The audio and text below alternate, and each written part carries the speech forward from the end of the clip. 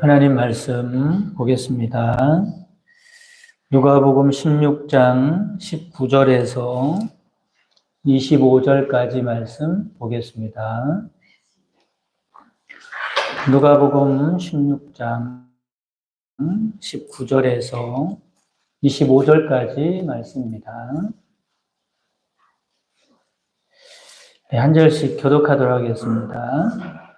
한 부자가 있어 자색옷과 고운 베옷을 입고 날마다 호화롭게 즐기더라.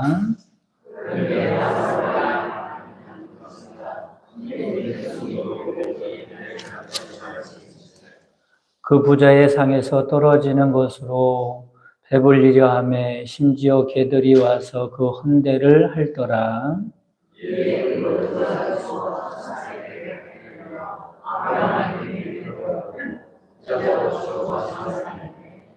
그가 음부에서 고통 중에 눈을 들어 멀리 아브라함과 그의 품에 있는 나사로를 보고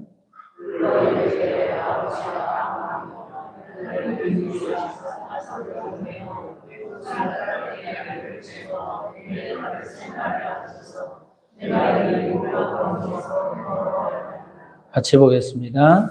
아브라함이 이르되 예 너는 살았을 때 좋은 것을 받았고 나사로는 고난을 받았으니 이것을 기억하라. 이제 그는 여기서 위로를 받고 그는 괴로움을 받느니라. 아멘. 할렐루야. 오늘 설교 제목이 무엇입니까? 이것을 기억하라입니다. 이것을 기억하라. 이 설교 제목은 25절 말씀을 그대로 옮긴 겁니다. 25절에 보면 아브라함이 이르되 예 너는 살았을 때 좋은 것을 받았고 나사로는 고난을 받았으니 이것을 기억하라.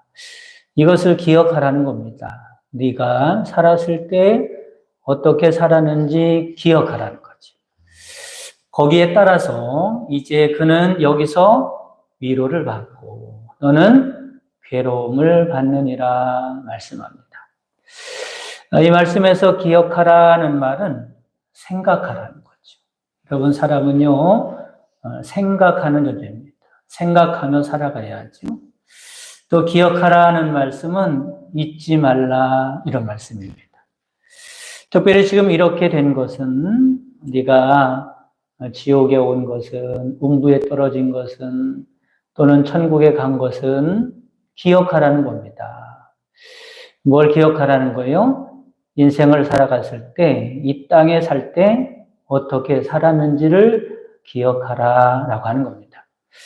그럼 본문 말씀에 나오는 생각을 시제별로 좀 보도록 하겠습니다. 세 차원으로 나올 수 있는데 첫째는 후회라고 하는 생각입니다. 후회. 후회는 뭘 가지고 후회하는 거죠? 과거 일을 돌아보면서, 과거를 생각하면서 후회하는 말씀이 나오고 있습니다.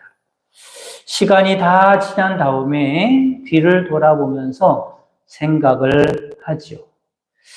부자가 죽어서 지옥에 가서 생각하는 겁니다. 이럴 줄 알았으면 내가 생전에 그렇게 사는 것이 아닌데 그러면서 후회를 하는 거죠. 이처럼 꼭 지나간 다음에 생각하고 후회하는 사람들이 있습니다. 예를 들면 물건을 사오고 나서도 후회하는 사람 참 많죠. 물건을 살 때 어떻게 사야 돼요? 사기 전에 생각해야지. 그죠? 깊이 생각하지 않겠습니까? 이것은 어디에 쓸 물건인가? 어떻게 쓸 물건인가?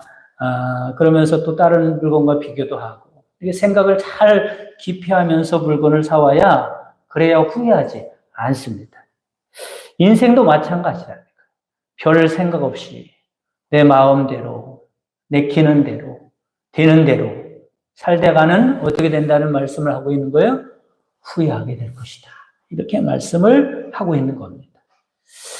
둘째, 깨달음이라고 하는 생각입니다. 깨달음. 깨달음이라는 생각은 언제 하는 생각이냐면 현재 하는 생각이죠. 현재 무엇을 보고 어떤 현상을 보고 어떤 상황 가운데 깨닫는 겁니다.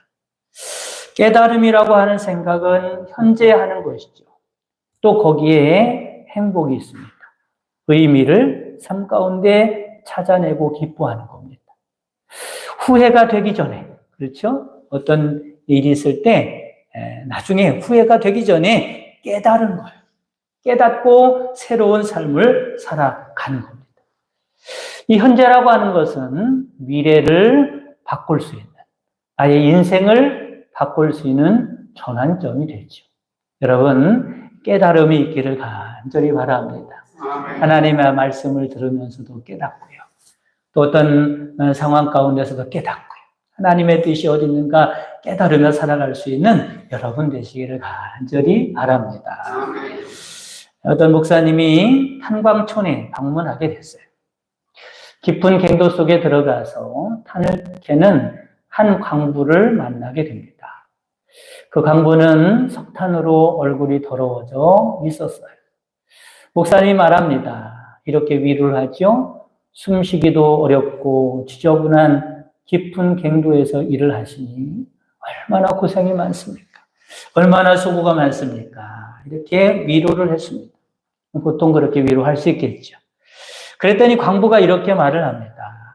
목사님, 나는 이 일이 즐겁고 보람됩니다. 왜냐하면 내가 캔 석탄을 가정으로 보내면 주부들이 밥을 짓기도 하고 추운 날씨에 난로를 피우기도 하고 공장의 기계도 움직일 수 있는데 쓰임 받을 수 있기 때문에 이런 마음으로 석탄을 캐면서 기쁨으로 일을 하고 있습니다. 힘들지만 보람됩니다. 이렇게 말을 했다 그래요. 목사님은 위로를 갖다가 오히려 깨달음을 얻게 되었죠. 여러분, 깨닫는 것이 복인 줄 믿으시기를 바랍니다.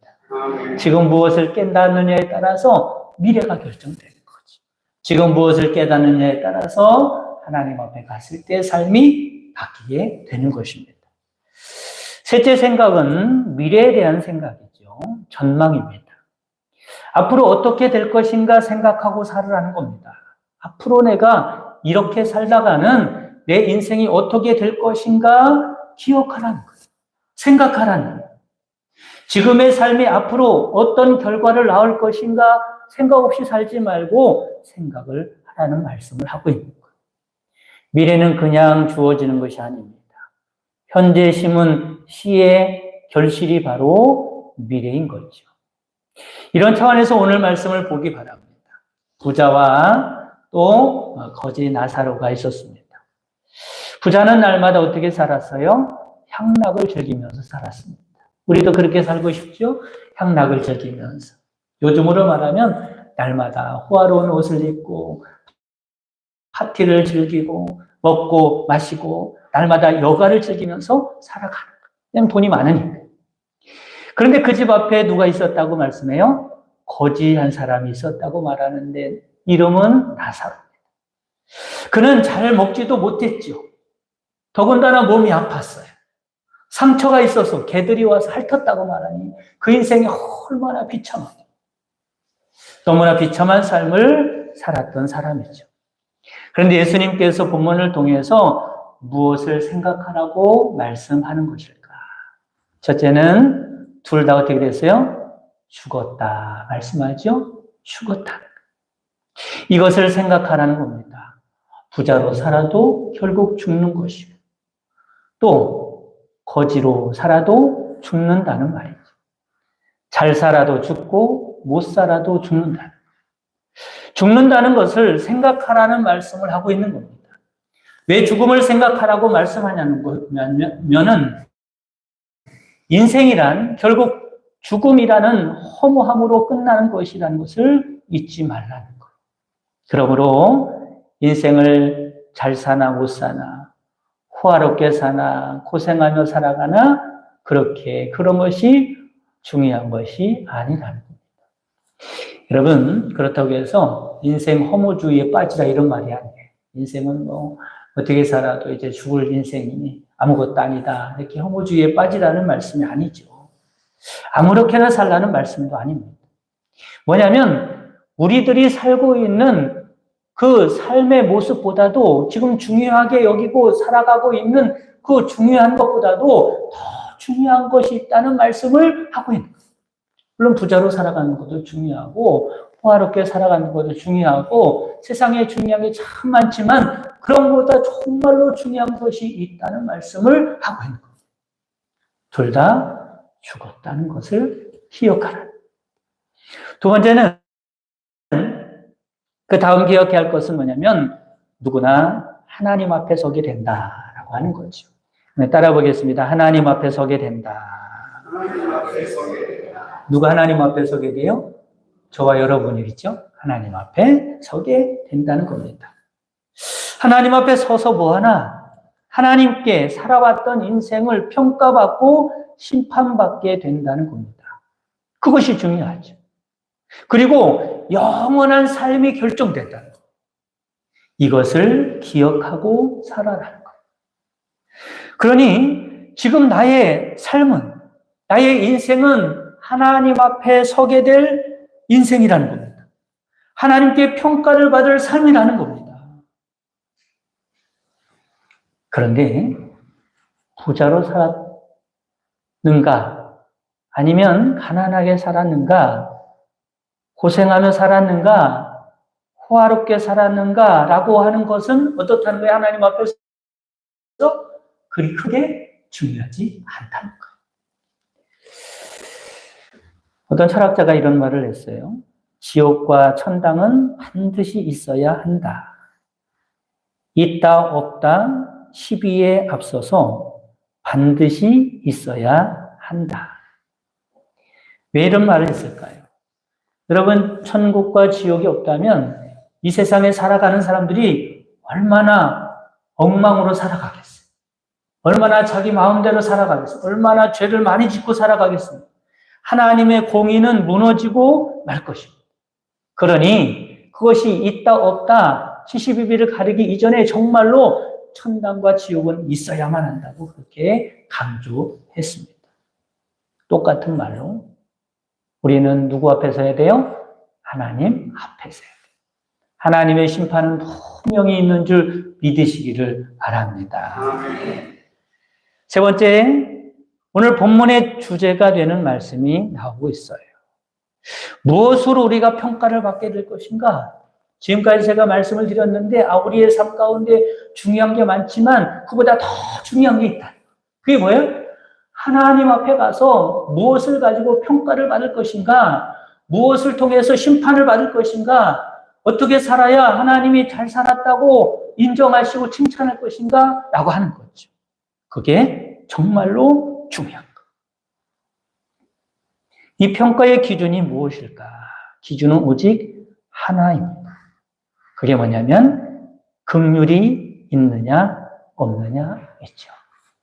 한번 따라보겠습니다. 긍휼이 있느냐 없느냐. 그 사람이 긍휼한 사람이냐 그렇지 않느냐라고 하는 말씀을 하고 있는 거예요. 24절에 불러 이르되 아버지 아브라함이여 나를 긍휼히 여기사 나사로를 보내어 그 손가락 끝에 물을 찍어 내 혀를 서늘하게 하소서. 내가 이 불꽃 가운데서 괴로워하나이다. 부자가 긍휼히 여겨달라고 말하고 있어요. 그런데 안타깝게도 그때는 어때요? 때가 늦었어요. 부자가 정말로 어리석은 이유는 뭐냐면 자신에게 긍휼이 필요하다고 하는 것을 죽어서야 그때서야 깨달았다는 것이 너무나 어리석은 거예요. 그때는 이미 긍휼이 여김 받기는 늦은 때이기 때문에 그렇습니다. 여러분 그렇습니다. 부자에게는 긍휼함이 없었어요. 부자는 불쌍히 여김 받지도 못하며 살아갔고 불쌍히 여기는 마음도 없이 살아갔어요. 하나님은 지금 그걸 말씀하시는 거예요. 여러분 죄송하지만 성경은 의인은 없나니 하나도 없다고 말씀하죠. 누가 의롭겠습니까? 의로우면 얼마나 의롭고 깨끗하면 얼마나 깨끗하겠어요. 세상엔 그런 사람이 없다는 거예요. 하나님께 인정받을 만한 사람이 없다. 그러므로 누구나 뭐가 있어야 돼요? 하나님의 긍휼하심이 필요한 겁니다. 할렐루야. 하나님이 우리를 불쌍히 여겨 주셔야 하는 거예요. 그렇지 않으면 누구도 구원받을 수 없기 때문에 그렇습니다. 부자가 불쌍한 이유는 살아생전 하나님의 긍휼이 필요 없는 줄 알고 살았다는 사실이죠. 왜냐하면 부족함이 없었기 때문에 그래요. 아니, 하나님이 없다는 것이 얼마나 부족한 줄 모르는 거예요. 세상 것을 좀 가졌다고 생각해서 그것으로 됐다고 생각했지. 하나님을 찾을 필요가 없다고 생각하고 살아요. 그러나 나사로는 항상 하나님을 찾았어요. 너무나 배가 고프기 때문에, 나사로를 도와줄 사람이 아무도 없기 때문에, 비참한 삶을 살고 있었기 때문에, 병들어 있었기 때문에 하나님께 기도했습니다. 하나님, 저를 불쌍히 여겨 주옵소서. 저에게는 하나님이 필요합니다. 하나님, 저를 긍휼히 여겨 주옵소서. 하나님은 하나님을 필요로 하는 사람에게 반드시 긍휼을 베풀어 주시는 분임을 믿으시기를 바랍니다. 심지어는 죽어서라도 이 세상에 살아가는 동안에는 혹시 하나님의 긍휼하심을 입지 못했을지라도 나사로와 같이 죽어서라도 하나님의 긍휼을 입는 사람이 되는 줄 믿으시기를 바랍니다. 그리고 이런 사람을 하나님이 구원해 주시는 줄 믿으시기를 바랍니다. 똑같은 말이, 예수님 믿는다는 말이 똑같은 말이에요. 예수님 없이는, 하나님의 은혜가 아니면 나 같은 사람 구원받을 길이 없고, 지옥 가야 하니 하나님께 긍휼히 여겨달라고 하는 것이 바로 예수님을 믿는 것입니다. 주님, 긍휼히 여겨 주옵소서. 내가 이렇게 살다가는 영원히 멸망당할 수밖에 없나이다.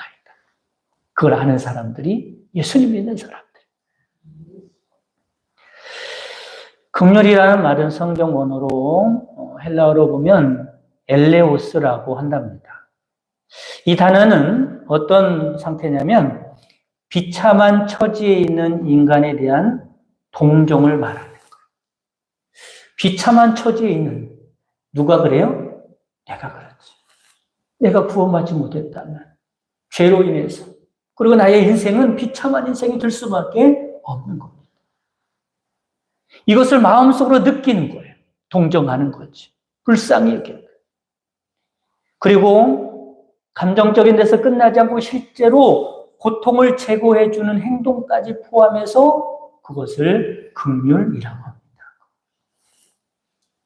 구원이죠. 이 말은 구약 성경에서는 뭐라고 하냐면 헤세드라고 그렇게 말을 하고 있어요. 헤세드는 뭐냐면 무조건적으로 베푸는 사랑을 가리킵니다. 그게 누구의 사랑이에요? 하나님의 사랑이죠. 하나님의 은총, 하나님의 자비, 하나님의 인애, 헤세드입니다. 그러므로 긍휼은 인간에게서는 찾을 수 없는 모습입니다. 인간은 본질상 죄인이죠. 무자비한 존재입니다. 오직 하나님만이 긍휼이 풍성하시고 자비로우신 분임을 믿으시기를 바랍니다. 긍휼은 하나님 고유의 성품이죠. 에베소 2장 4절에 보면 긍휼의 풍성하신 하나님이 우리를 사랑하신 그 큰 사랑으로 인하여라고 말씀합니다. 이 하나님의 긍휼이 구체적으로 누구를 통해서 나타나는 거예요? 예수님을 통해서 나타난 겁니다. 죄에 빠져서 영원히 죽을 수밖에 없는 우리를 불쌍히 여겨주셨어요. 불쌍히 여겨주시는 것으로 끝나지 아니하고 진짜로 우리를 구원하시기 위하여 예수님을 십자가에 달려 죽게 하신 것입니다. 예수님이 바로 긍휼 중에 긍휼임을 믿으시기를 바랍니다. 그러므로 누가 긍휼을 베풀 수 있습니까? 누가 긍휼을 베풀 수 있겠어요? 내 안에는 긍휼이 없습니다. 긍휼은 사람의 성품이 아니기 때문에 그렇죠. 긍휼은 하나님께 긍휼하심을 받은 사람만이, 하나님께 은혜를 받은 사람만이 긍휼을 베풀 수가 있는 거죠. 부자는 이게 없었던 겁니다. 마태복음 5장 7절 예수님께서 이렇게 말씀합니다. 긍휼히 여기는 자는 복이 있나니 저희가 긍휼히 여김을 받을 것이며. 윌리엄 바클리라고 하는 유명한 신학자는 이런 말을 했어요.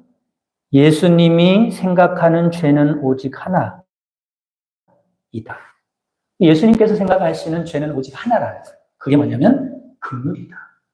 긍휼이 없는 것이 죄다. 오늘 말씀이죠. 하나님께서 보시는 것은 하나입니다. 그게 뭐겠어요? 네가 긍휼이 있느냐 없느냐를 보시는 거예요. 또한 오늘 본문 말씀에 보면 이 부자가 농부에 떨어졌습니다. 그때 가서 뉘우치지요. 뭐라고 뉘우칩니까? 하나님 불쌍히 여겨 주옵소서. 그러나 그때는 늦은 거예요. 여러분 무슨 말입니까? 죽은 이후에 긍휼의 때가 아니라는 거예요. 그때는 구원의 때가 아니라는 거예요. 긍휼의 때는 바로 언제요? 지금 긍휼이 필요한데, 지금 긍휼을 받을 수 있는 때죠. 지금 긍휼을 얻을 수 있는 때입니다. 그러면 누구에게 긍휼을 베풀며 살아가야 할까? 여러분, 긍휼의 사람이 되어서 하나님의 사랑을 베풀며 살아갈 수 있는 여러분 되시기를 간절히 바랍니다. 누구에게 긍휼을 베풀어야 할까? 여러분, 누구에게나 긍휼이 필요하죠. 누구에게나. 그런데 특별히 긍휼이 가장 필요한 사람이 있는데 바로 누구냐면 주님을 알지 못하는 사람입니다. 복음을 알지 못하는 사람이죠. 여러분, 나에게 가장 긍휼이 필요할 때가 언제였었어요? 예수님을 알지 못할 때. 그렇죠? 구원받지 못할 때가 나에게 가장 긍휼이 필요했을 때죠. 마찬가지로 우리들이 긍휼을 받았으면 긍휼을 베풀며 살아가야 하는데 누구에게 긍휼을 베풀며 살아가야 하느냐? 누구든지 하나님의 사랑을 베풀며 살아가는 것이 당연하지. 그런데 그 중에서도 가장 긍휼을 베풀어야 할 사람이 누구냐? 복음을 알지 못하는 사람임을 깨달으시기를 바랍니다. 아멘. 우리는 세상적으로 고통받는 사람들에게만 긍휼을 베푼데서 끝나면 안 됩니다. 더 중요한 것은 영혼을 불쌍히 여기는 마음이 여러분에게 있기를 주님의 이름으로 축원합니다. 아멘. 육체는 아프면 아야 그러면 소리를 내죠. 아파 소리를 냅니다. 그래서 돕기 쉬워요. 그런데 영혼은 죽어가는데도 아픈데도 아야 소리를 내지 못합니다. 얼마나 안타까운 일입니까? 그런데 우리는 알아야 돼요. 하나님께 긍휼히 여김 받은 우리는 영혼이 얼마나 아파하고 있는지, 얼마나 죽어가고 있는지 알아야 합니다. 그리고 그들을 도와줘야 하는 줄 믿으시기를 간절히 바랍니다. 아멘. 유명한 고대 신학자 오거스틴은 이런 말을 했어요. 영혼이 떠난 육체를 위하여 운다면 하나님이 떠난 영혼을 위해서는 더더욱 울어야 할 것이 아닌가라고 말했어요. 그런 거죠. 내가 사랑하는 사람이 영혼이 떠났어요. 시체가 됐죠. 그 시신을 부둥켜 안고 울죠. 사랑하는 사람이 떠났기 때문에 그래요. 그런데 그 사람에게서 영혼이 떠난 사람은 얼마나 더 불쌍한 사람인가. 그 사람을 위해서 울어야 하지 않겠느냐고 말을 합니다. 여러분이 긍휼의 사람이 되시기를 간절히 바랍니다. 아멘. 긍휼을 베풀므로 하나님께 긍휼을 받으며 살아갈 수 있는 여러분 되시고, 특별히 아직 주님을 알지 못하는 구원받지 못한 영혼을 긍휼히 여길 수 있는 주님의 마음을 품고 살아가는 여러분 되시기를 주님의 이름으로 축복합니다. 아멘. 주기도 많으심으로 예배를 마치겠습니다. 하늘에 계신 우리 아버지여, 이름이 거룩히 여김을 받으시오며 나라의 마옵시며 뜻이 하늘에서 이룬 것 같이 땅에서도 이루어지이다. 오늘날 우리에게 일용할 양식을 주옵시고 우리가 우리에게 죄 지은 자를 사하여 준 것 같이 우리 죄를 사하여 주옵시고 우리를 시험에 들게 하지 마옵시고 다만 악에서 구하옵소서. 되게 나라와 권세와 영광이 아버지께 영원히 쌓옵나이다. 아멘.